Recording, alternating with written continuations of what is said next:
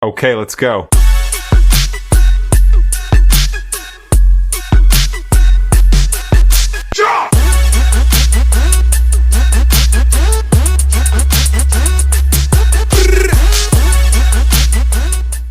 I danas jedno jelo kojim si prije Instagrama i Facebooka mogao susjedima dati do znanja kaj jedeš. To se čulo. Znači kroz ventilaciju i kroz prozore čuli su kaj jedeš. Znači punjene paprike i pire. Kako ja to radim, pogledaj u nastavku videa. U svijetu bez okusa jedan čovjek kuha za promjenu. Bez ponavljanja, bez scenarija, bez studija i bez kulisa.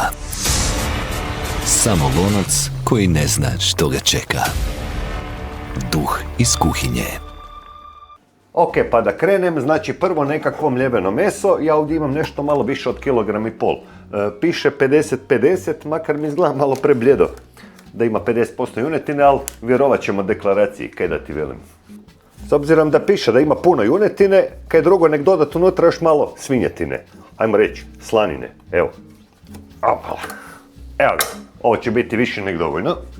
Slaninu na male sitne kockice, pogledaj ovak.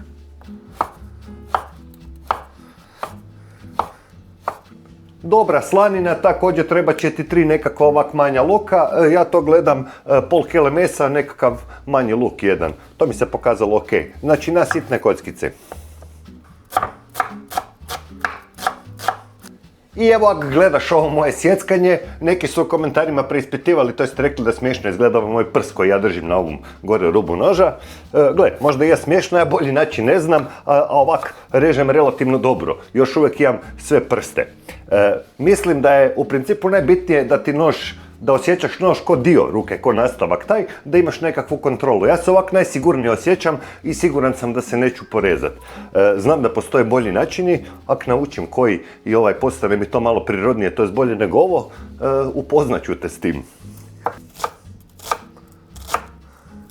Ok, luk i slanina gotova, također treba će ti nešto češnjaka, par ovih većih. To je skoro jedna glavica ona cijela. Češnjak također na sitne kockice.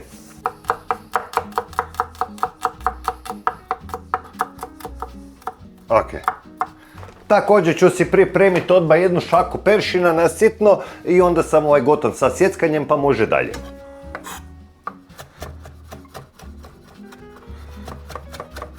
Sad se vratim na meso, naime unutra dodam ovaj peršin. Normalno soli po želji. Ovak nekakva dobra 2 prstohvata za ovu količinu. Može još malo. Malo vegete na ovu količinu, jedna žlica će biti više nek dovoljna, evo, ovak. Papra također po želji, to bi bila nekakva žličica, ja ne mrem sad od oka meljam ovak, ali evo. Malo slatke paprike, evo, također nekakva žličica.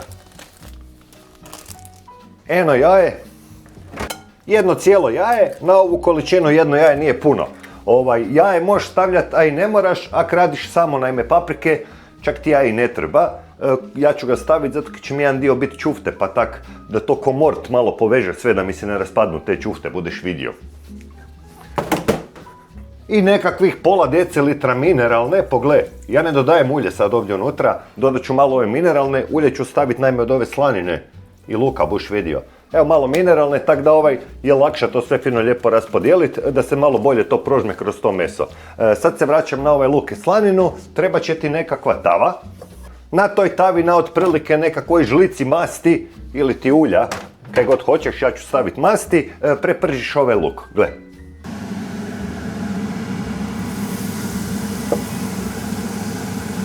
Kad luk pusti vodu i malo povene, onda ću unutra dodati ovu slaninu. Znači luk možeš direktno dodati unutra u meso ako si ga dovoljno sitno i sjecko. Moja preporuka je lagano prodinstati ovak, dobije neki drugačiji okus i također nemoguće je da ti ostane onda kasnije vidljiv u jelu unutra. Ako krupno izrežeš luk, zna se dogoditi da budu vidljivi ti komadi unutar te paprike. Meni to nije baš fora. Lagano ga prodinsta, gledaj, ovo je svega 2 do 3 minute. Nije više. I evo kad se luk počeo ovak fino lijepo prži, dodaš unutra ovu slaninu. I još lagano to prepržiš možda minutu, ne treba više.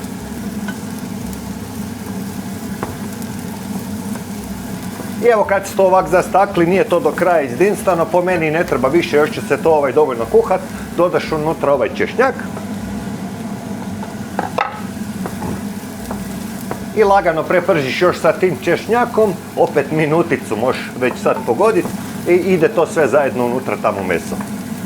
I jedan od razloga zakaj ja ovako ovo radim je jer me tak stara naučila, kaj da ti velim. Evo gasim to, nek stoji tu sad sa strane, u međuvremenu si pripremiš rižu. E sad kakva riža, ja koristim ovu, gle, za domaća jela, jer piše na njoj da je za paprike, logično. Ako nemaš takvu rižu, gledaj da je nekakva onako onog manjeg zrna. Kad staviš neku duguljastu rižu, ko basmati ili ono, zna ona izvirit van iz tih čufti ili nečega, pa onda izgleda onako to dosta neprivlačno. Znači manje zrno. Moja mjera na ovo tu, ja ću ići ovak, evo gle, šaka na pol kile mesa. Evo, 1, 2, 3. S obzirom na malo više od kilo i pol, evo još ovako ovaj, još mali dio. Ako imaš velike šake, onda rađe koristi neke drugo ko mjerilo. To je to. Sad mogu to fino lijepo povezati. Unutra ovaj luk koji sad, evo, već se malo prohladio. I sad to fino lijepo sve samo sjediniš zajedno. Luk je još uvijek malo vruć, pa zato prvo kuhačom, a onda rukom, jer ne mreš drugačije.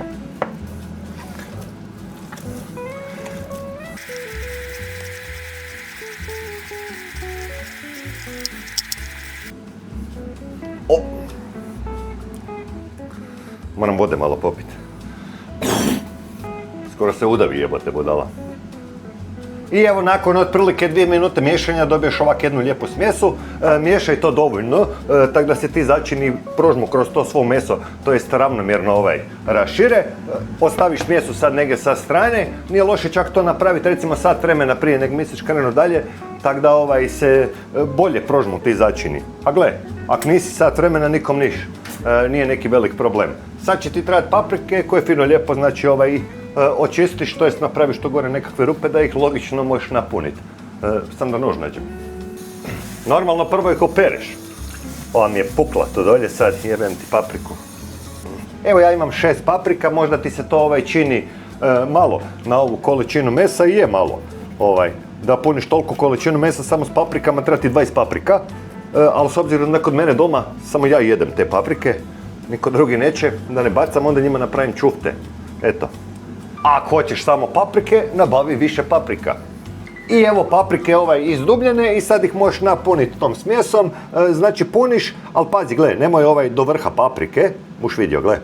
Evo ovak, znači ostavi nekakav centimetar, jer ne bi vjerovao riža kad se kuha nabrekne i onda ti hoće to izviriti onak puno van iz paprike. Evo stavi malo, evo ne znam koliko možeš vidjeti, nekakvih pola centimetra do centimetar ostaviš prazno.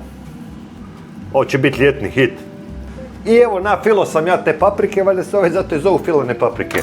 Od ostatka ću napraviti sad ove čufte odmah, zato će mi kasnije biti lakše samo to ubacivati.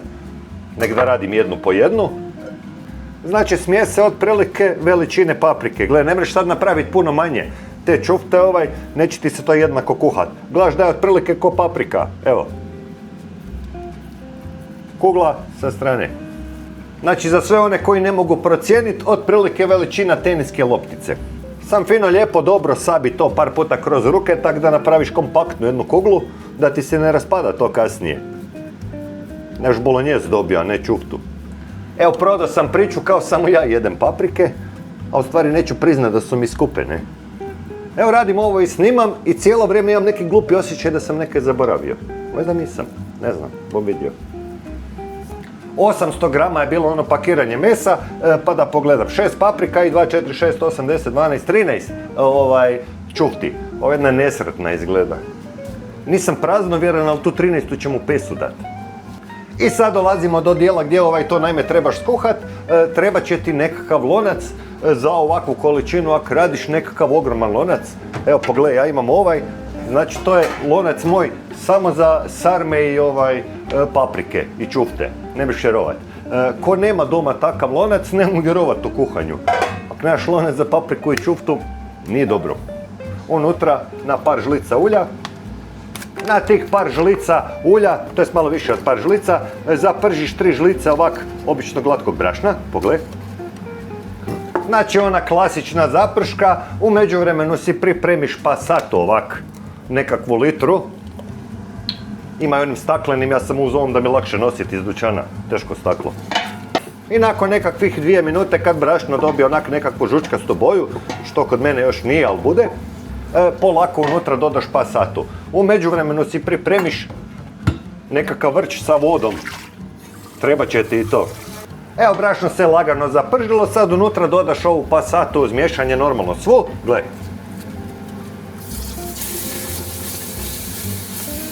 Miješaj da ti ne zagori. I potom odmah uz konstantno miješanje lijepo fino uljevaš ovu vodu, pomalo, tak da razbiješ sve te grudice, to jest da ih nema, ako i bude, pogledaj. Znači uliješ malo vode, pa promiješaš. Pa opet malo vode, pa promiješaš. Evo, nakon jedno pola litre više nema grudica, sad možeš doliti ostatak vode. Znači treba će mi dosta te kočine u kojoj će se to kuhat, pa ću doliti još jedan cijeli vrč vode. Pogledaj. I onda još malo, ja gledam otprilike da budem negdje na pola ovog svog lonca. Evo ga. Pustiš da zakipi, sad će tome trebati neko malo vrijeme, ne predugo, u međuvremenu možeš probat, tek toliko da vidiš je li to dovoljno slano. Ili kiselo. Ja ću lagano sad to i posolit. Evo gle. Evo ovak nekako 2 do 3 prstohvata, neću previše. I s obzirom da onaj paradajz onak poprilično kisel, stavit ću malo šećera, ne previše. Isto jedan prstohvat ovak, evo. I sad možeš to začiniti recimo sa bosiljkom, ko ova moderna vremena, ili ko nekad recimo 1 do 2 lovorova lista, ova manja. Evo. I sad dok to ne zakipi, imaš vremena popiti jednu rakiju. Ja budem. Ajže. I evo, malo sam pogledao po internetu kakvi sve recepata ima. Vidio sam čak mnogi kuhaju, znači sad paprike lijepo ih poslože u lonac, kuhaju ih u vodi, onda kasnije rade zapršku. Ne znam, mi ne radimo tak, radimo ovak. Mislim da su puno ukusnije paprike i čufte kad se skuhaju u tom paradajz sosu nego u vodi. Možda griješim. Evo.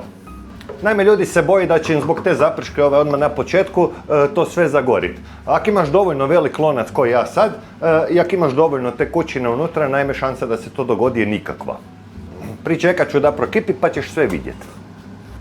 Ok, evo stavit ću i malo papra u ovaj sos. To sam zaboravio. Ne previše, tek toliko. I ok, ja sam inače nestrpljiv, često kažem kad nešto prokipi i dok još nije prokipilo ubacim unutra. Ovdje zbilja pričekaj da prokipi, jer velim, ima puno tog pa hoće ohladiti tu tekućinu jako, onda ti padne to na dno. Uglavnom budeš vidio, čekaj sekundu, nek prokipi onak baš pošteno. Prvo ću unutra stavljati ove čupte, naime bitno mi da se one ne raspadnu, ove paprike sigurno ne budu. Evo pogledaj, kad je to ovako fino lijepo prokipilo ko sad, znači da idu ovi mjehuri van, namočiš nekakvu šeplju, staviš unutra ovu čuptu i lagano je kupaš unutra, gledaj. Evo nekakvih 5-6 sekundi dok ona ovak ne dobije boju, to jest poprimila je sad oblik, sad si siguran da se ne bude raspala. Isto ponoviš i sa ostalima. I tako ih polako dodaš sve unutra, što ne bi trebao biti nekakav problem, ali evo. Znači ovaj proces koji traje otprilike minutu do 2 ako imaš ovak puno tog, ali kaj sad? Kaj se mora, nije teško. Također, ako imaš nekakvu bolesnu želju, možeš sad svaku ovo oblikovati u točno pravilan krug, meni se to ne da raditi.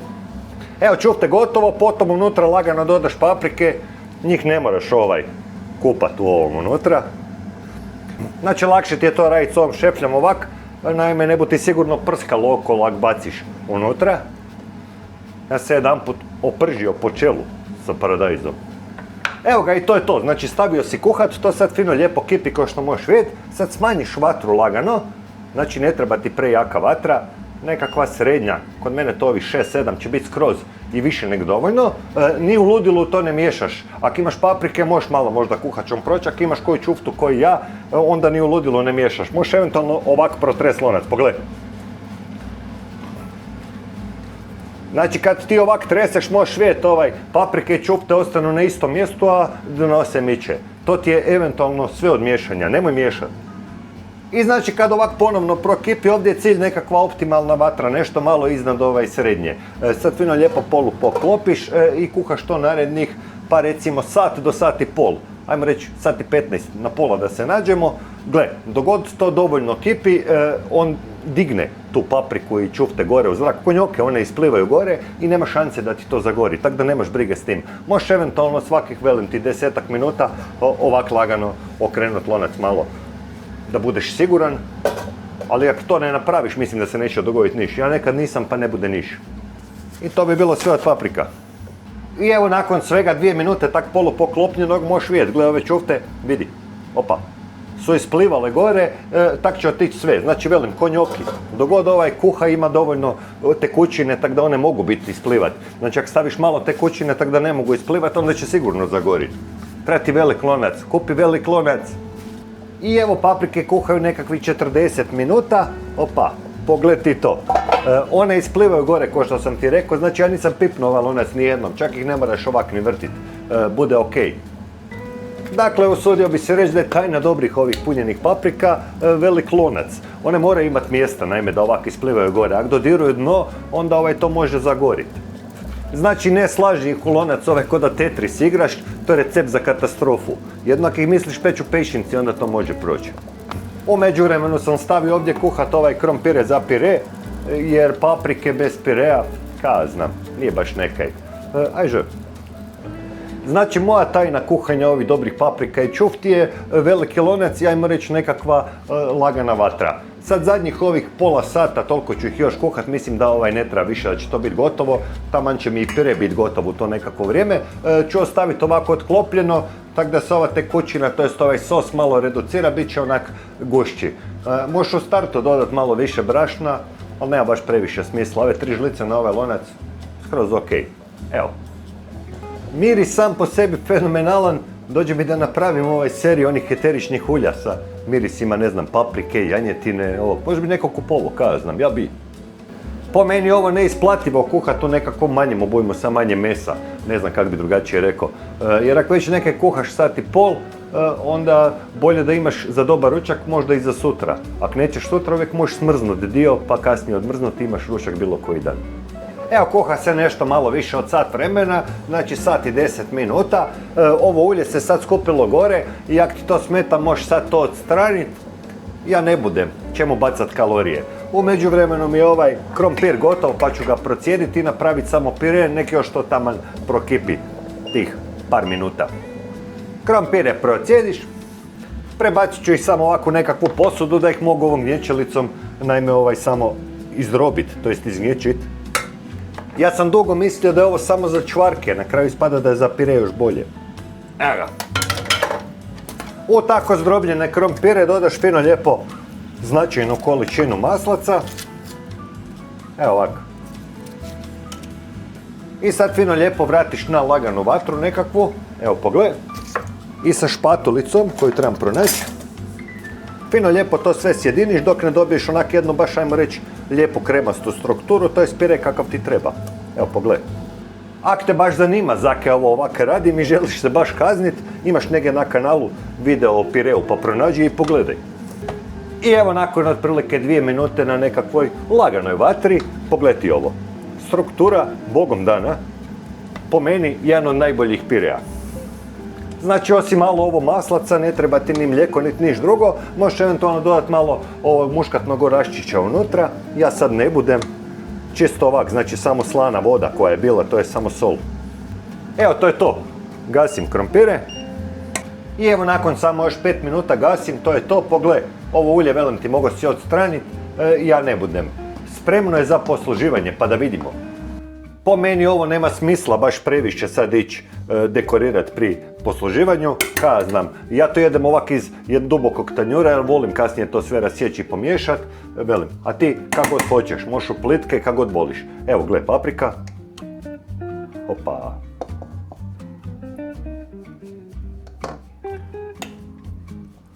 I sos. Evo, to je to. I evo, to je to, pogledaj, znači nije tvrdo. Makar sam stavio jaje, pogledaj, nije tvrdo, nisu tvrde. Dobro je to. Znači ja osobno jedem to ovak iz dubokog tanjura žlicom. Ovo ulje pokupim ja, tako da oni kasnije imaju čisti sos. Pa da probam. Malo je vruće još, ali da probam kako je.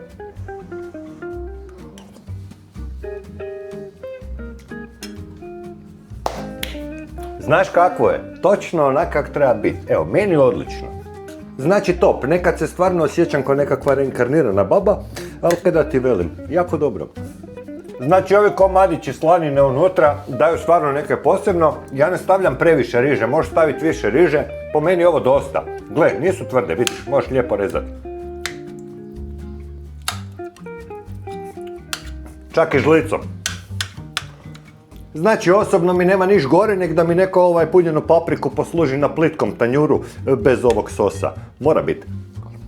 Pogle, ovo je po meni znači više nego odlično, znači ako nemaš ovak nekakav lonac brzo kupit i probaj ovo napravit, nećeš se pokajati. To bi bilo sve od mene, vidimo se neki drugi put. Aj bok!